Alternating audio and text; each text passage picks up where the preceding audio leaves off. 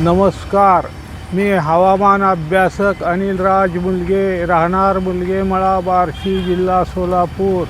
दिनांक 5 एप्रिल. उद्या सकाळपर्यंतचा हवामान अंदाज.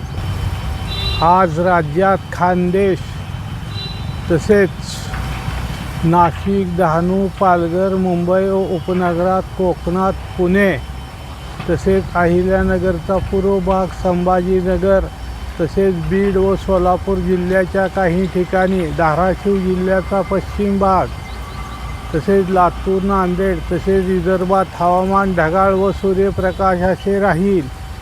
राज्याच्या इतर भागात हवामान सूर्यप्रकाश असे राहील. आज राज्यात वारे वाहतील, त्यापैकी दुपारनंतर नाशिक, संभाजीनगर, अहिल्यानगर, पुणे, सातारा तसेच कोकणात तसेच पूर्व विदर्भात वाऱ्याचा वेग जास्त राहील.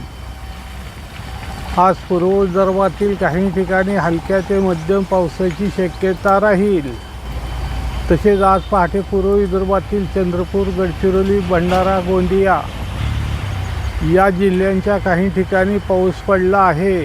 तसेच आज नंदुरबार, अहिल्यानगर, संभाजीनगर, सोलापूर या जिल्ह्याच्या एखादे दुसरे ठिकाणी जर स्थानिक वातावरण तयार झाले तर त्या भागापुरता थोडा वेळ तुरळक ते हलका पाऊस पडण्याची शक्यता राहील.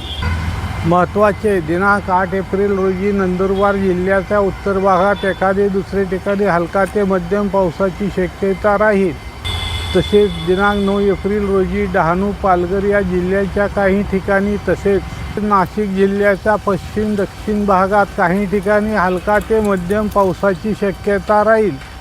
हा अंदाज राज्यातून मी प्रथम देत आहे. तसेच मी परवा राज्यातून प्रथम एक अंदाज देऊन राज्यात भाग बदलत एप्रिल महिन्याच्या 3ऱ्या व 4थ्या आठवड्यात पावसाची शक्यता सांगितली असून त्याप्रमाणे दिनांक 16 एप्रिलपासून राज्याच्या दक्षिणेकडील भागातील काही जिल्ह्यात तसेच कोकणात काही ठिकाणी पाऊस पडण्याची शक्यता असून यामध्ये एखादा दुसरा दिवस पुढे मागे होऊ शकतो.